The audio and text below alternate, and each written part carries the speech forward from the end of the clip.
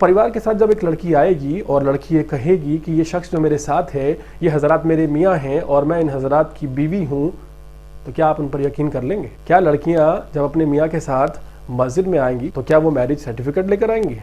अकेले लड़कों पर बैन क्यों नहीं लगाया गया? और एक जो लड़की अपने कज़न के साथ आ रही है, जिसे वो शायद भाई बताएगी, उससे वो शादी भी कर सकती है, लव अफेयर भी हो सकता है, तब आप क्या करेंगे? आओ तालिबान बनाते हैं, हिंदुस्तान को अफगान बनाते हैं। बहुत हो चुका है 3 तलाक, हिजाब, हलाला। चलो अब लड़कियों पर बैन लगाते हैं।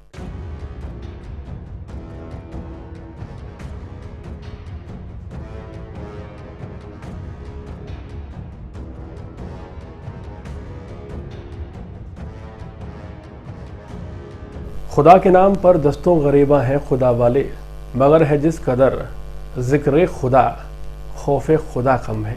जी हाँ, अल्लाह की बात की जाती है और अल्लाह के घर में यानी कि मस्जिद में अब लड़कियों को बैन कर दिया गया है। राजधानी दिल्ली में ये घटना घटी है और साफ तौर पर ये कहा गया है कि जामा मस्जिद में अब लड़कियां अकेले प्रवेश नहीं करेंगी। इसका विरोध हालांकि दिल्ली महिला आयोग की अध्यक्षा स्वाति मालीवाल ने किया है और उन्होंने कहा है कि पूरी तरह से असंवैधानिक है कि जेंडर के नाते आप एक जेंडर को ये कहते हैं कि वो अकेला नहीं आ सकता मस्जिद में और दूसरे को कहते हैं कि वो आ सकता है। अब यहाँ पर तर्क ये भी देख लेते हैं कि दरअसल तर्क क्या है, और तर्क ये है कि लड़कियाँ वहाँ पर टिकटॉक बनाती हैं, लड़कियाँ वहाँ पर लड़कों को मिलने के लिए बुलाती हैं, लड़कियाँ वहाँ पर गलत काम करती हैं, मे बी लव अफेयर।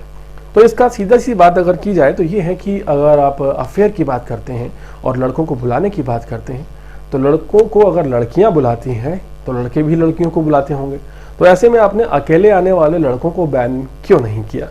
दूसरा पॉइंट ये है कि अगर आप टिकटॉक की बात करते हैं तो वो भारत में बैन है। अगर आपको ये बात नहीं पता तो जल्दी से जल्दी पता कर लेनी चाहिए। और तीसरा मुद्दा ये है कि अगर आप लड़कियों को ये कहते हैं, जैसा कि हिजाबुल्ला जो कि पीआरओ हैं जामा मस्जिद के, उनका बयान सामने आया, उन्होंने कहा है कि लड़कियां आप देखिए तमाम हैं और यहाँ घूम रही हैं, अपने परिवार के साथ आई हैं, आप ही अपने परिवार के साथ आएंगी तो कोई मना ही नहीं है। तो परिवार के साथ जब एक लड़की आएगी और लड़की ये कहेगी कि ये शख्स जो मेरे साथ है ये हजरात मेरे मियाँ हैं और मैं इन हजरात की बीवी हूँ, तो क्या आप उन पर यकीन कर लेंगे? चलिए यकीन कर लेंगे, किस तरह से यकीन करेंगे? क्या आप उनसे कोई प्रूफ मांगेंगे? क्या लड़कियां जब अपने मियाँ के साथ मस्जिद में आएंगी, सॉरी ऐतिहासिक मस्जिद में आएंगी, तो क्या वो मैरिज सर्टिफिकेट लेकर आएंगी? नहीं लेकर आएंगी। अब सवाल ये है कि परिवार में कौन कौन होता है? परिवार में भाई भी होता है, परिवार में कज़न भी होता है, परिवार में चाचा का लड़का भी होता है, ताऊ का लड़का भी होता है, मामा का लड़का भी होता है। तो ऐसे में अगर एक लड़की अपने भाई के साथ आती है तो उसे क्या प्रूफ दिखाना पड़ेगा? सपोज वो अपने भाई के साथ नहीं आती है, सगा भाई नहीं है, अपने चाचा के लड़के के साथ आती है जो कि उसका कज़न है, तो क्या कज़न को आप अलाउड करेंगे? क्या आप मामा के लड़के को अलाउड करेंगे? क्या आप ताऊ के लड़के को अलाउड करेंगे?